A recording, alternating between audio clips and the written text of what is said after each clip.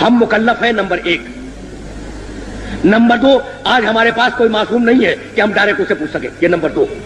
Number 3, لیکن وہ رسول بندوبست کر کے گیا ہے, خدا کی کتاب دے کے گیا, اپنی سنت دے کے گیا, اور اپنے ساتھ 13 معصوموں کی سنت دے کے گیا. نمبر 4, اب اگر ہم اس کتاب کو براہ راست سمجھ سکتے ہیں, اس کی سنت کو براہ راست سمجھ سکتے ہیں, معصومین کی سنت کو براہ راست سمجھ سکتے ہیں, تو ہم بینی و بین اللہ اسے سمجھیں اور جو حکم اس میں سے نکالے وہی ہمارے حق میں اللہ کا حکم ہوگا.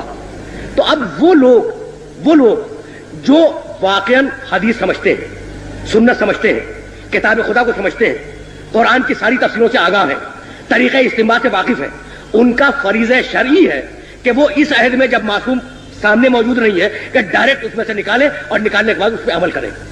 تو مجتہد تو چھوٹ گیا کہ اسے کتاب دیکھی, سنت دیکھی, اور دیکھنے کے بعد رزلٹ نکالا, اور رزلٹ نکالنے کے بعد اس نے عمل کر لیا. آپ کیا کریں اور میں کیا کروں مثلا؟ بھائی اب پبلک کیا کرے, ہے نا؟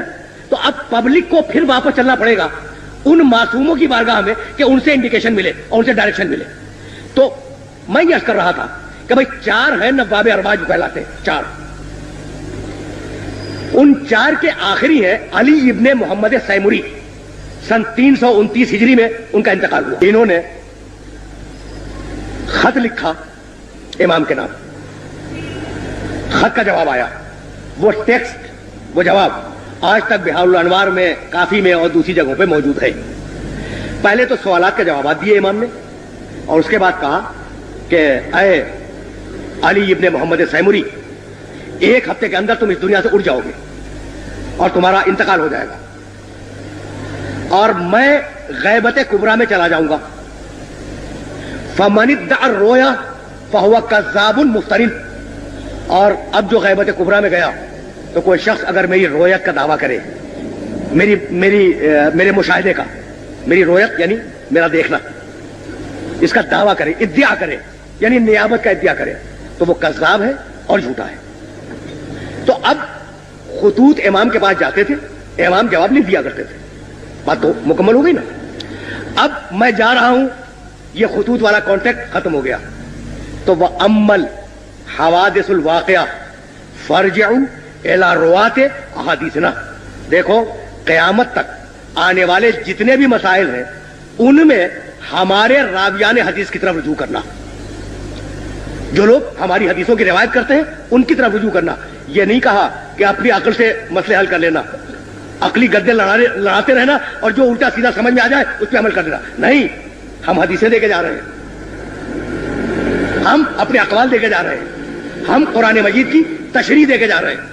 تو قیامت امل حوادث الواقعہ, قیامت تک آنے والے جتنے بھی تمہارے مسائل ہیں تمہارے, ان سب میں کس کی طرف رجوع کرو؟ ہماری حدیثوں کی روایت کرنے والوں کی طرف رجوع کرو. تو یہ جو ہمارے یہاں ایک کیٹیگری بنی ہے جنہیں ہم مجتہدین کہتے ہیں, یہ در حقیقت معصومین کی حدیثوں کے راوی ہیں. یہ فقہ سمجھتے ہیں, اصول فقہ سمجھتے ہیں, طریقہ استنباط سے واقف ہیں, صحیح حدیث کو سمجھتے ہیں, غلط حدیث کو سمجھتے ہیں, کون سی تقیہ میں بیان کی گئی, کون سی تقیہ میں نہیں بیان کی گئی, ان ساری چیزوں کو سمجھتے ہیں. اور کرائیٹیریا وہی ہے کہ بھائی ہم مکلف ہیں, معصوم ہمارے سامنے نہیں ہے, کتاب پوری طرح واضح نہیں ہے. تو اب جو بھی رسول ہمیں دے کے گیا ہے اس سے جو ہم استنباط کریں گے اور جو ہم اخذ کریں گے, اس اخذ و استنباط کو ہم اپنے لیے حجت قرار دیں گے. تو ان کے لیے تو حجت ہو گیا. لیکن 12ویں نے غیبت کبریٰ میں جاتے جاتے پوری انسانیت کو اور اپنے پورے چاہنے والوں کو یہ حکم دیا کہ تم اگر کسی مسئلے میں پھنس جاؤ اور تمہاری اگر کوئی پرابلم ہو تو تم ہماری حدیث کے راویوں کا رجوع کرو. اب اس راوی حدیث کو آپ چاہے مفتی کہہ لیں, چاہے مرجع کہہ لیں, چاہے مجتہد کہہ لیں, چاہے کچھ اور کہہ لیں, حکم امام یہ ہے کہ اگر تم کسی مسئلے میں پھنس جاؤ اور اٹک جاؤ اور تمہیں اس مسئلے کا حل نہ معلوم ہو تو اس کی طرف رجوع کرو. اور یہی حکم قرآن تھا کہ فاسألوا اہل الذکر ان کنتم لا تعلمون, اگر تم جاہل ہو تو اہل الذکر سے سوال کرو. اب میں آپ کو ایک دوں, عربی زبان ایک ہے لفظ طہر, قرآن میں استعمال ہوا ہے.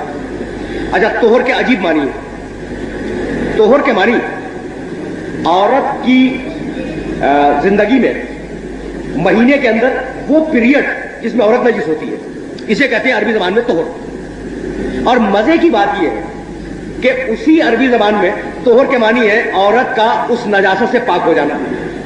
تو ایک ہی لفظ میں نجس ہو جانا بھی مطلب ہے اور ایک ہی لفظ میں پاک ہو جانا بھی مطلب ہے.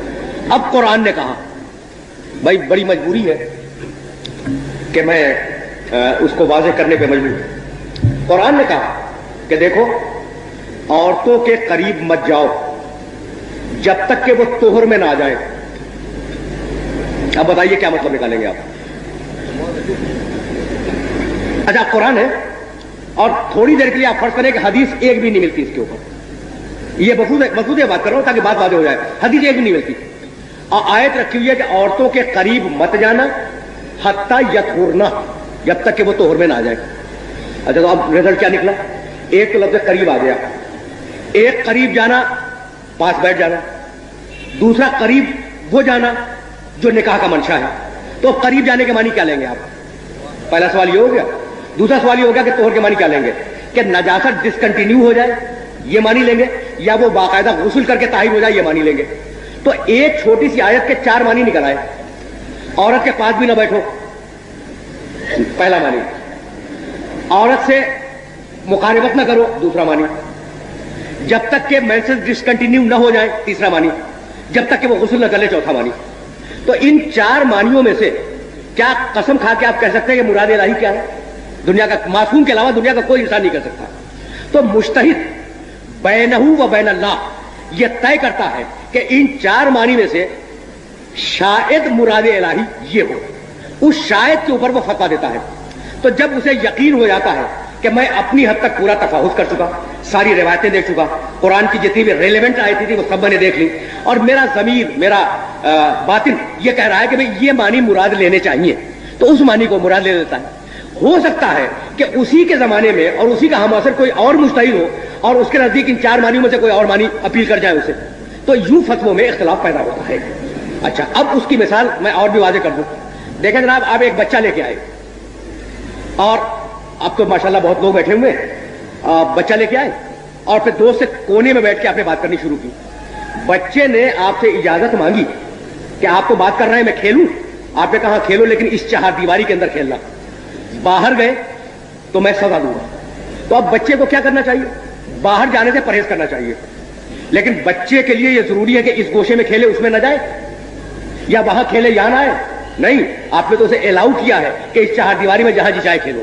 اسی طریقے سے شریعت کی جو 4 دیواری ہے، کتاب، سنت، اجماع، دلیل عقل، اس میں مجتہد کس مقام پہ بیٹھ جائے گی اس کی اپنی مرضی ہے.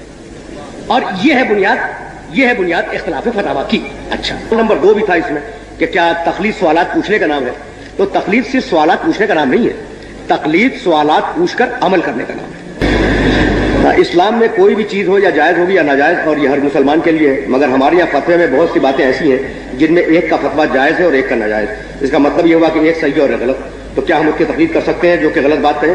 اچھا برادر عزیز، یہ سوال بھی بڑا معقول ہے کہ بھائی اس کی تقلید کیسے کریں کہ جو غلط بات کہے.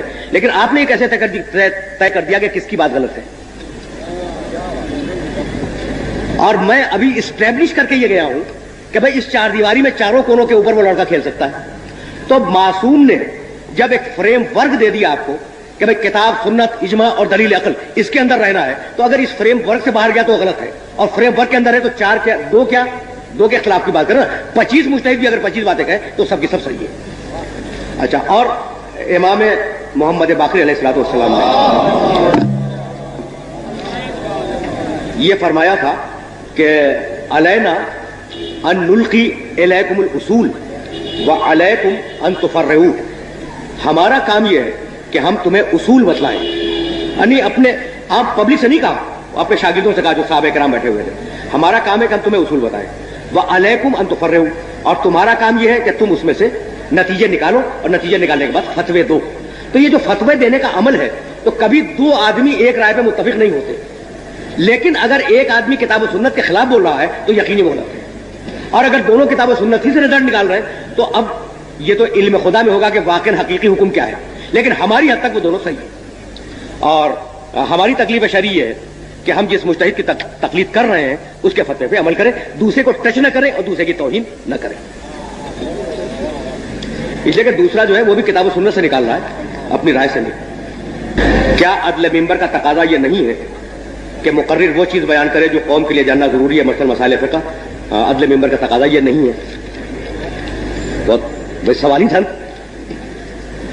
اچھا اس لیے کہ مسائل فقہ تو ہر وقت بیان کرنا چاہیے, صرف ممبر کا تقاضا تھوڑی ہے.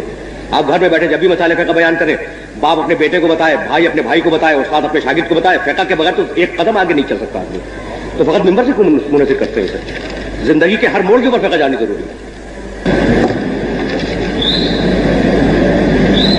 آخر خدا نے آخری امام کو غیبت کے پردے میں چھپا کر تقلید وغیرہ کے مسئلے سے ہمیں کیوں دوچار کیا؟ دیگر 11 اماموں کی طرح ہم بھی ڈائریکٹ امام کے اطاعت میں رہتے, نہ کہ مجتہد تقلید میں. بات تو بڑی معقول ہے. ہمارے یہاں ایک گروہ ہے جو تقلید وغیرہ مانتا ہی نہیں. وہ کہتے ہیں کہ قرآن خود پڑھو, خود سمجھو اور عمل کرو. ان کے بارے میں کیا حکم ہے؟ کیا اردو میں کوئی ایسی جامع کتاب ہے جو مجتہد کے فتویٰ کے اختلافات اور دیگر باتوں کے بارے میں تفصیل سے آگاہ کر سکے؟ نام بتا دیجیے. تو برادر عزیز, اردو میں تو کوئی جامع کتاب خود فقہ پہ نہیں ہے, تو فتوے کے اختلافات پہ کیا ہوگی؟ یہ ہماری بدقسمتی ہے کہ ہماری زبان میں ایسی کوئی کتاب نہیں ہے. اور اختلاف فتاویٰ بڑے اونچے درجے کی کتابوں میں ہے, جیسے جواہر الکلام ہے, ہدایت الناظرہ ہے, جو ہماری فقہ کی 40 اور 50 جلدوں کی کتابیں, یہ ان کے اندر ہے. تو اردو میں ایسی کوئی کتاب موجود نہیں ہے. دوسرا سوال یہ ہے کہ ہمارے یہاں ایک گروہ ہے جو تقلید وغیرہ کو مانتا ہی نہیں. وہ کہتے ہیں کہ قرآن خود پڑھو, قرآن خود سمجھو اور عمل کرو. کیا کہنا ہے ابھی؟ قرآن واقعی خود پڑھنا چاہیے, خود سمجھنا چاہیے, عمل بھی کرنا چاہیے. لیکن جیسا کہ میں کہہ رہا تھا آپ سے کہ بھائی کتے کی نجاست کہاں سے معلوم کرے قرآن میں؟ اور جب نجاست نہیں ملی تو گلے لگا کے بیٹھ جائیے. تو آپ مجبور ہیں کہ قرآن کو اس کے صحیح مفسر سے لیں, اور قرآن کے صحیح مفسر تک اگر آپ کی ڈائریکٹ رسائی ہو گئی, یعنی آپ راوی حدیث ہو گئے, تو آپ خود مجتہد ہو گئے. تو مجتہد سے تقلید حرام ہے. اور اگر نہیں ہوئے تو آپ مجبور ہیں اسے سوال کرنے پر. سوال کر لیا تو آپ مقلد ہو گئے. تو تیسری کوئی قسم نہیں ہے, تیسری کوئی قسم نہیں ہے. یعنی اگر آپ ڈائریکٹ قرآن کو سمجھ سکتے ہیں, یہ ترجمہ پڑھ کے نہیں, ترجمے تو ہر